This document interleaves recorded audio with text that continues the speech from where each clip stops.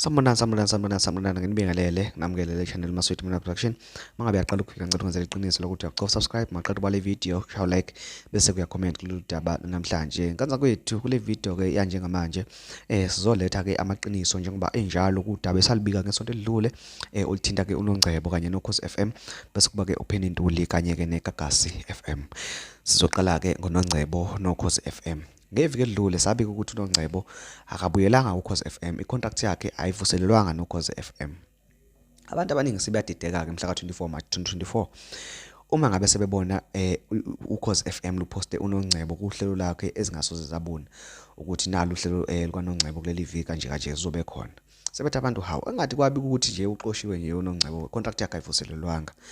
Nganza kwethu kuyiliqiniso uNongcebo icontract yakhe ayivuselelwanga kuKhozi FM. Kusetshenzwa ngama contract, icontract yakhe ibingakapheli, imayizophela kuleli viki leli lika March lokugcina. Kuyothi maqala uApril ngeke usambona uNongcebo. Leli viki nje lesikulona njengamanje iviki lakhe lokugcina nci umuzwa uKhozini FM angeke uze uphinde umuzwe esakaza kuKhozi FM. iContract yakhe ayivuselelwanga sidalo. Naye uPenny Ntuli ke kuthi ke akube yiso ke leso. Kushuthi ke naye wayesayina icontract yakhe yaphela 2024 bese kuyisikhathi sokuthi ke ayivuselele icontract yakhe neGagasi FM. Mayivuselele icontract bamthumelela icontract ethini uzosebenza ngo1 ekseni kuyoshaya u4 ekseni. Uhola malini na ngenyanga? Uhola u2800. uPenny Ntuli lo maziyo, lona impela maziyo odumileyo ku Facebook na ku TikTok nakuphi bebethi ke uzohola u2800 ngenyanga.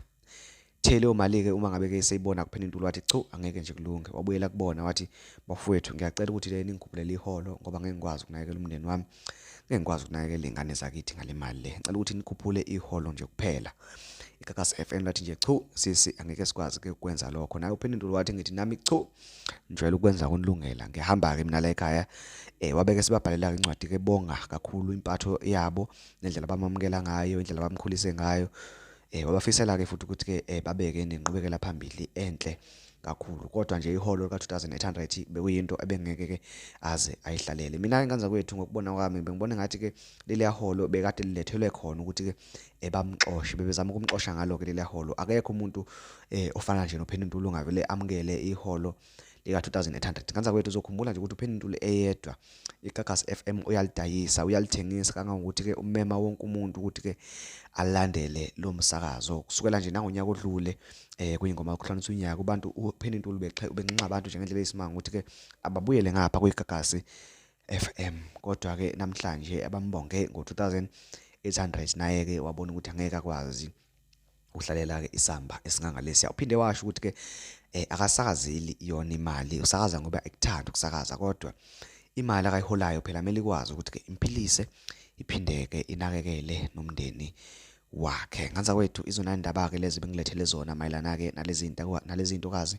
Ngiyacela ukuthi ke ungenze iqiniso ungicofele usubscribe bese ke sidibana kwivideo elandelayo. Njengamanje ke ngibheke la eBloemfontein enkantolo yezokhetho kwicala leMK kanye ke neANC. Namhlanje kuzophuma isinqumo senkantolo ukuthi ke ibaphi okanye liphi iqembu elizowina. Ngabe umkhonto wesizwe bazokhipha noma ke bazovumela ukuthi ke ube khona. Ngiyabonga.